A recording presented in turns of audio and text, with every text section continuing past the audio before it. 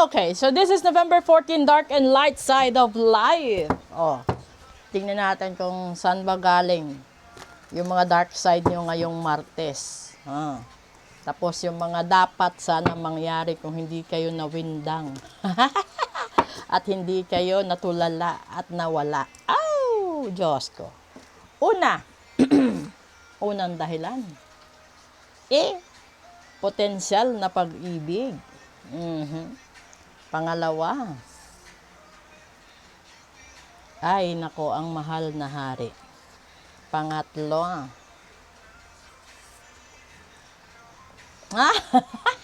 third party. Ay, Diyos ko. Ay, talagang ganito, no? Wala tayong magagawa, di ba? Ibig sabihin, committed ikaw or kasal ikaw, di ba? Tapos nakatagpo ikaw ng bagong mamahalin or bagong napupusuan na mas bata kumpara sa kasama mo or mas magaling kumpara sa kasama mo. And then, nadala ikaw sa temptasyon. It might be a male or a female side, but ito yun, di ba? So, aminin nyo sa sarili ninyo, nagkamali kayo. Huwag nyo nang i-deny, no? Kasi habang tumatagal, lalong lumalala yung sitwasyon kapag dinideny. So, ngayon, yung mahalaga dyan is, aminin mo para matapos na ang lahat-lahat. No? Kung nagkasala ka at pinaparusahan ka, tanggapin mo yung parusa.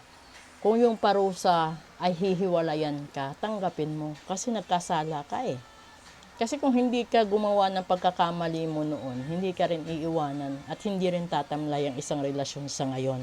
Tignan natin kung anong mangyayari dapat kung hindi ka nagpadala sa temptasyon. Kung anong mangyayari. Hay, tignan mo, 2 of Wands, diba? Napakaganda. And then, 6 of Pentacles. And then,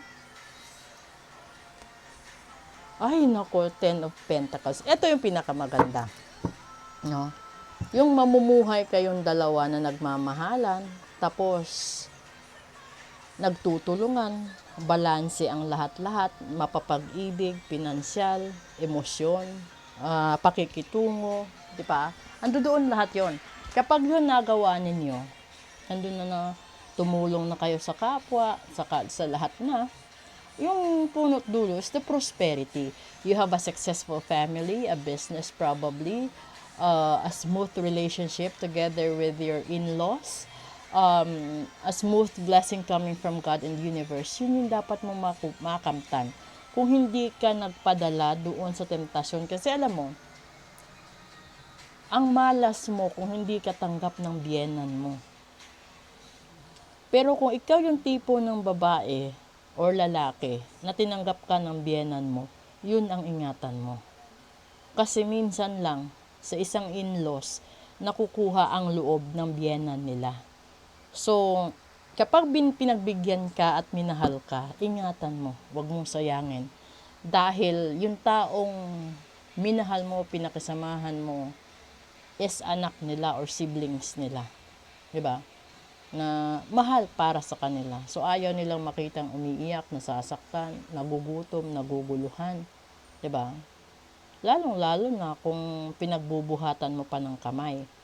So, ikaw naman, kung ikaw yung tipo ng tao na alam mo na may pagkakamali ka at pagkukulang, huwag mo nang i-deny, huwag mo nang ipagtanto o ipagtatwa sa ibang tao. Kasi hindi naman lalabas ang isang usapin kung wala silang nakikita sa'yo. Kasi merong iba sip-sip, merong iba balimbing, di ba? Yung iba naman, pahamak, no? Binabaliktad ang kwento para lumabas na siya yung tama, ikaw yung mali, may mga ganon. So kaya nagkakaroon at nagdudulot ng gulo. So sana, iwasan yung ganon.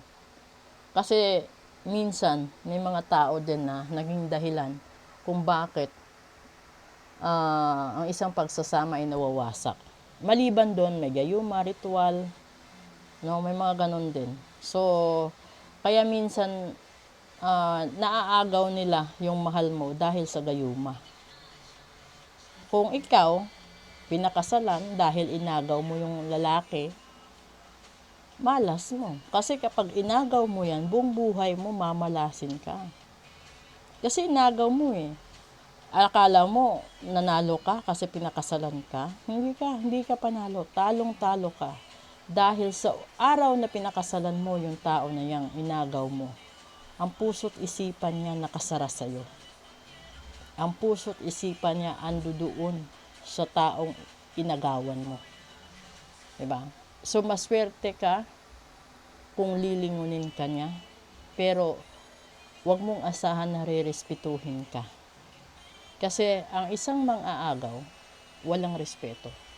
So, wag mong asahan na rerespetuhin ka din. Yung pinakamaganda sa isang relasyon is may respeto bago ang pag-ibig o bago ang pagsasama. Kasi, never na ikaw makakalimutan ng isang tao sa buong buhay niya na sa lahat ng nakasama niya, nakarelasyon niya, ikaw lang yung kaisa-isang tao na bukod tanging nagbigay ng marka sa puso't isipan niya. At doon pa lang magpasalamat ka kasi kakaiba ka sa kanya. Hindi mo siya inagaw, hindi mo rin siya pinilit, hindi mo rin siya binigyan ng maraming problema. Bagkus tinanggap mo siya kung ano siya, tinanggap mo, minahal mo, yun yung pinakamahalaga. Di ba?